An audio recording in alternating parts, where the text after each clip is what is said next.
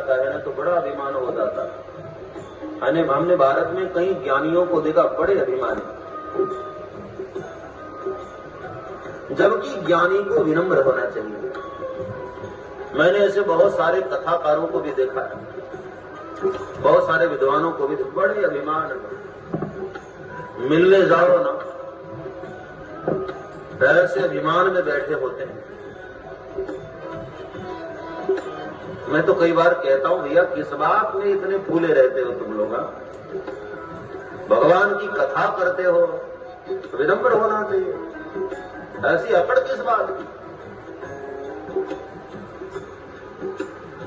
हमारे यहां देखो कोई वीआईपी गेट इसलिए नहीं होता है, कोई वीआईपी एंट्री नहीं होती, खुला दरबार है। समय होता है तो मैं सबसे मिलता हूं और नहीं समय होता है तो किसी से नहीं मिलता हूं।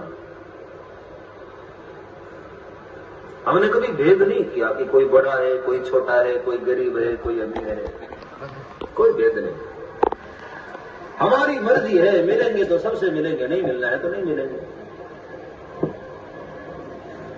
और संतों को यही होना चाहिए, विनम्र होना चाहिए। मैं सबको प्रार्थना करता रहता हूं, निवेदन करता हूं।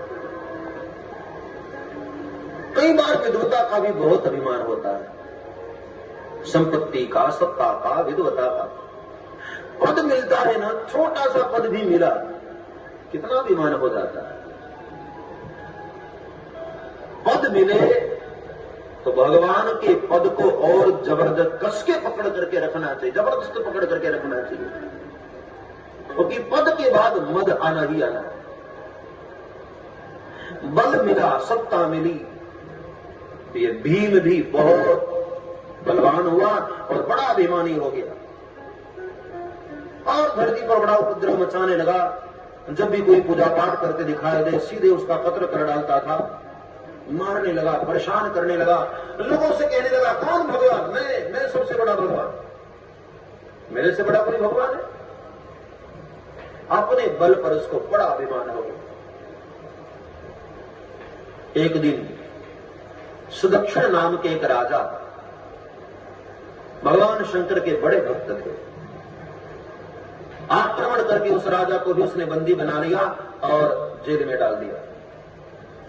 लेकिन वो इतने भगवान के भक्त थे, वो जेल में भी जाने के बाद अपनी पूजा बंद नहीं की उन्होंने। अपनी पत्नी के साथ भगवान शंकर की जेल में ही आराधना करते रहे। एक दिन भीम को पता चला तो भीम ने नाराज होकर कहा कि है दुष्ट राजा, कोई भगवान भगवान नहीं होते, मैं सबसे बड़ा भगवान, पूजा करनी है तो मेरी पूजा कर। बार बार मना किया और राजा ने मुस्कुराकर कहा भैया अपना काम करो, मुझे पूजन करने दो। नहीं माना और आखिरकार तलवार लेकर के जेल में प्रविष्ट हुआ और खड्ग प्रहार करना चाहा भगवान शंकर पर। उसी समय भगवान शंकर का प्रागट्य हुआ, गर्दन पकड़ी और भीम के साथ बड़ा भयंकर युद्ध हुआ। ऐसा भयानक युद्ध हुआ, खेल कर रहे थे जैसे कोई बच्चा खिलौने के साथ खेल रहा, भगवान खेल कर रहे थे और देखते ही देखते भोलेनाथ ने ऐसा प्रहार किया कि भीम का वहां नाश हुआ। और तब भोलेनाथ ने सुदक्षिण राजा को आशीर्वाद दिया, बोलिए भीमा शंकर भगवान की। भीम को मारने के लिए शंकर भगवान का प्रागट्य हुआ ना, इसलिए नाम पड़ा भीमा शंकर। बाद में राजा ने और पूरी प्रजा ने भगवान को प्रार्थना किया कि हे नाथ, फिर किसी दुष्ट का कोई प्रहार न हो, इसलिए आप हम सब की रक्षा के लिए सदा सदा के लिए आप यहाँ निवास कर जाए।